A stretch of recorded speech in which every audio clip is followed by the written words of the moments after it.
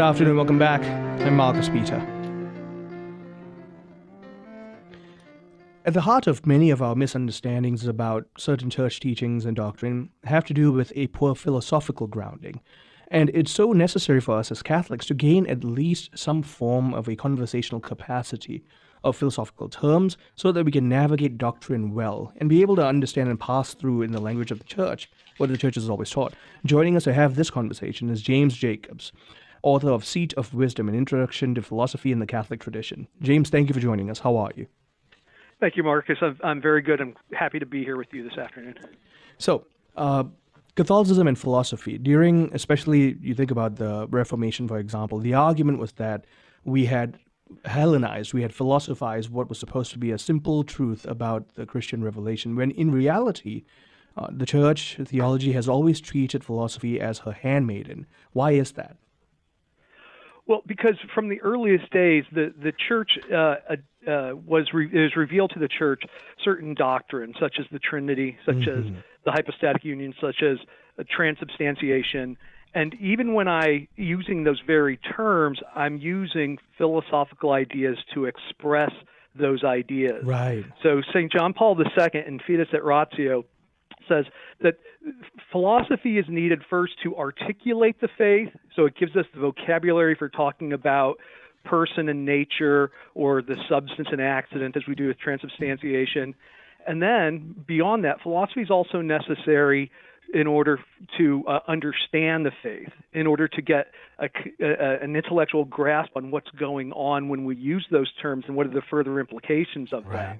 So St. Bonaventure says that theology uses philosophy to make the faith credible, right? So that which we believe is all of a sudden able to be believed with a certain amount of creditability because of the way philosophy explains it to us and helps it bring it into the greater context of human understanding. I'd like to pivot just a little to contemporary levels of conversation. At the heart of a lot of our issues in the modern sphere right now, especially in terms of relativism, my truth is my truth, your truth is your truth, but also anthropology, the definition of male and female. I remember someone once asked me, what do you think is going on? And I said, well, it's bad metaphysics. And I know that's such a simplistic answer, but in reality, we've lost the ability to think systematically and critically in a right way about reality. That's absolutely true, and it hasn't happened all at once. Of course, the story is that starting in the late Middle Ages with the introduction of a philosophical point of view called nominalism, is where this erosion of intelligibility begins. Because going back to Plato and Aristotle and the great Greek tradition, the basic question of philosophy is, why does the world make sense? And they're able to find that the world makes sense because, A, there are objective principles in reality itself, but B, humanity has the gift of rationality by which we're able to know those objective principles.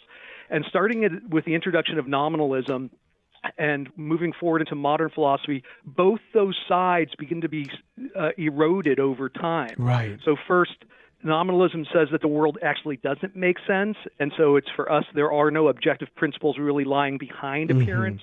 So all we have is a chaos of appearance. And so modern philosophy begins to say, well, it's man's duty to impose order on it. And you see that in one way with Descartes and his innate ideas, and another way with Kant and his synthetic a priori functions of the mind. But the problem is that if we're imposing meaning on reality, ultimately it's arbitrary and meaningless. And so by the time you get to Nietzsche in the late 19th century, he realizes that if we are imposing meaning on reality, there is no meaning. And so for the last 100 years or so, we've been really swimming in this sea of unintelligibility. We don't think the world makes sense. We deny that humans have the ability to make sense of anything.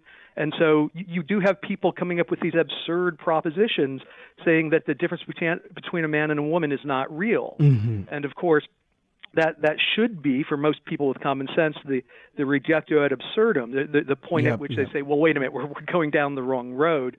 But hopefully our society will wake up to that and return to the good metaphysics that the tradition has held out for us.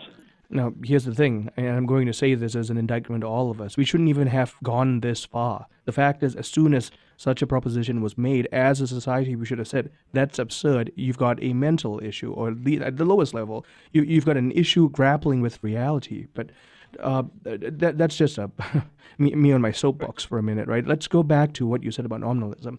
You go all the way back to Willem of Ockham, and you realize that Luther, who argued for not wanting a Hellenized version of the faith, adopted his own philosophy in how he viewed the faith. And this reductionistic view of the faith now has made it so that we don't have a rational system. There are a lot of people who seem to think that the Christian faith is meant to be fideistic, believe it without question, when in reality the church has always said faith and reason go hand in hand. Right, and so Luther had this the fundamental error, thinking that he could approach the faith without any philosophy at all. Mm-hmm. But that, of course, is impossible. Because that's a philosophy. Because philosophy defines the fundamental terms by which we make sense of the world. It defines being, it defines truth, it defines goodness. And so whenever you enter into interpreting Scripture, you have some implicit idea of what you mean by being, what you mean by truth, what you mean by goodness. And that although you might think you're doing without philosophy, what you're doing is just without a very well thought out philosophy. Right. And of course, we can see what happens once Luther thinks he can do it without philosophy. Well, then the rest of the Protestant tradition follows him, and everybody's coming up with their own philosophy and coming up with their own version of Christianity. And so now you have thousands of Protestant denominations, because they haven't done the hard thinking about philosophy as the handmaid by which we help make sense of the theological tradition. And when we go right back to reclaiming right reason here, one of the things that we're acknowledging is a capacity to articulate first principles. You can't reason to first principles, but it's implicitly known by intellectual creatures. And to be able to articulate them as a society, for example, the principle of non-contradiction, right? A thing cannot be and not be at the same time in the same respect. So if a thing is true objectively, then it's universally absolutely true. And therefore, contradictory things are lies.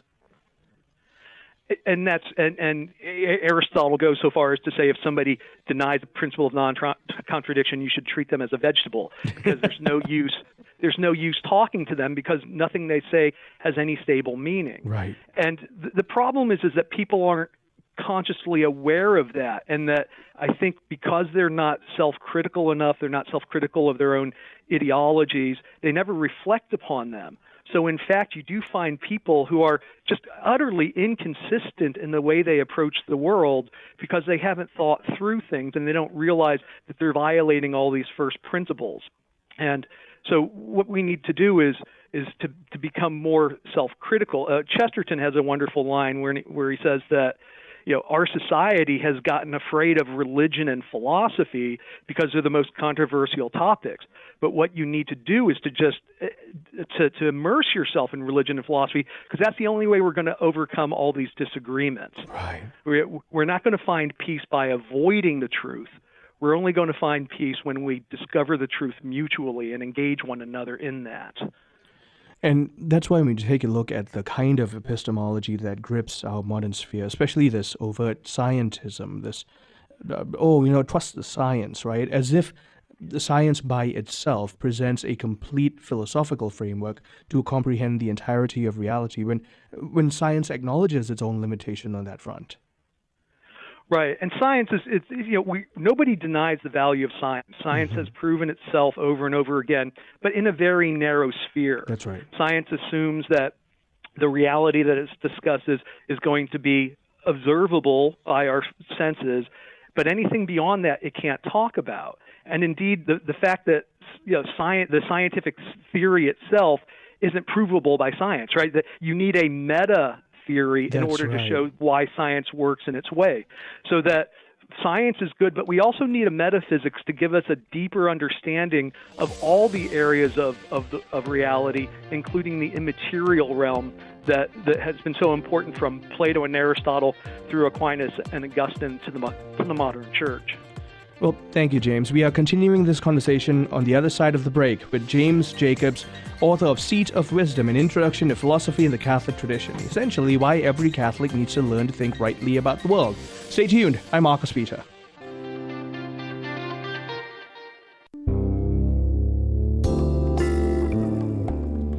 Good afternoon, welcome back. I'm Marcus Peter. My guest is Dr. James Jacobs, who teaches at Notre Dame. He's been teaching at Notre Dame Seminary since 2003. He's the author of Seat of Wisdom, an introduction to philosophy in the Catholic tradition. So, James, we were talking earlier about how modern society, because of its overtly materialist paradigm, has become overtly scientistic as a result, right? They ascribe to scientism. But when you acknowledge those limitations, you understand why society is incapable of thinking logically about reality. Yeah, the scientific world functions according to certain material laws that are evident in a spontaneous way that everybody can figure out because they are so observable. The problem is that there are, beyond that, there are necessary principles that we can only know through philosophical reflection. So, for example, the idea that we understand that science works because nature functions with regularity. But why does nature function with regularity? Right. You need a principle to explain why it's necessary why there is regularity in nature.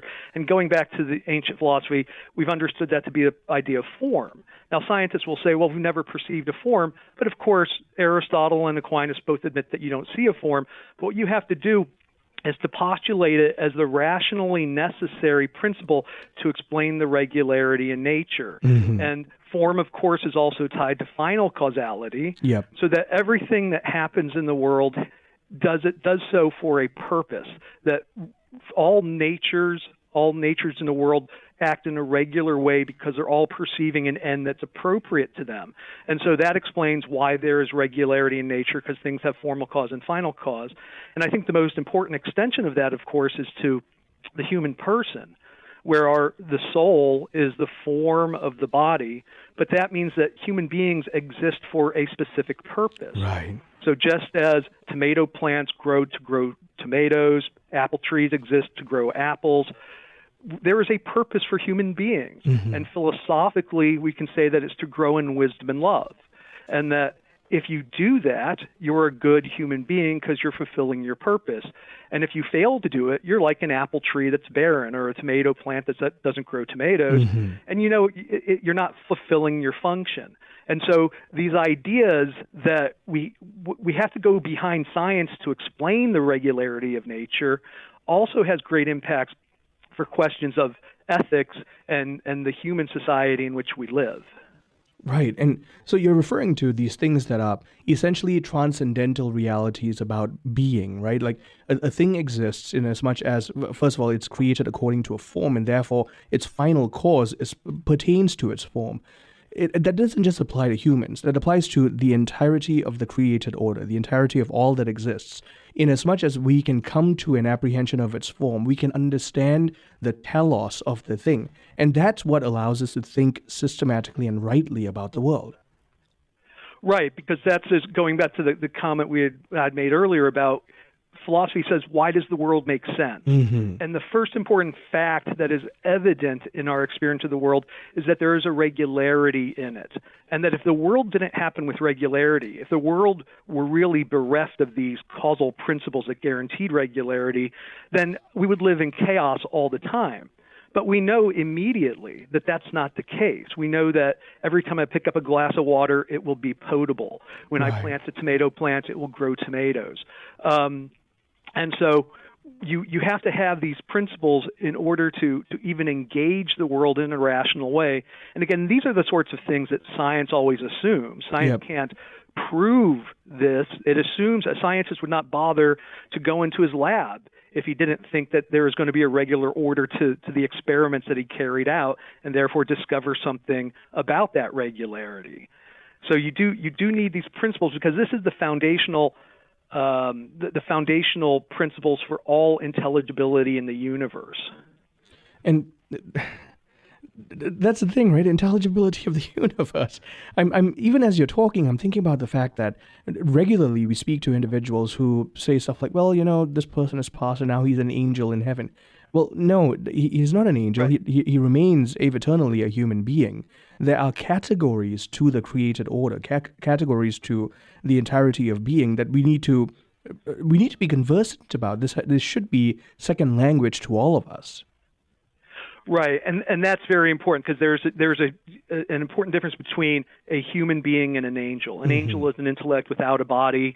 A human being is an intellect in a body. Right. And so you do have that fundamental distinction, and you just can't change, right? You just can't change from one being to another. Similarly, going the other direction, one of the problems we have today is that animals are alive. Animals are sentient. They're wonderful creatures by God, but they are not intellectual. They don't have the gift of reason. And so therefore, we should never talk about animal intelligence. What we should do is talk about animal cognition or animal consciousness. And again, it's a wonderful gift, but it's only by appreciating how wonderful the gift of animal consciousness is that we should become even more appreciative of what a gift the intellect is. Right. Because the intellect allows us to transcend all material limitations and grasp these eternal and changing truths. That's right. The abstraction of anything from phantasms to literal eternal concepts, even things like the category of being. And that's why no matter how many people try to argue, even including the lens of the science, that man is an animal, sure, he's a biped animal, but there's something transcendent about mankind in the created order that makes it so that we're not like the beasts. Right, and it's you can always ask, are we different in degree or different in kind? And if you say that we're different in degree, then you're essentially saying we're just another animal. Right. And all those things that we would like to attribute to humans, like human rights, all of a sudden are up for grabs.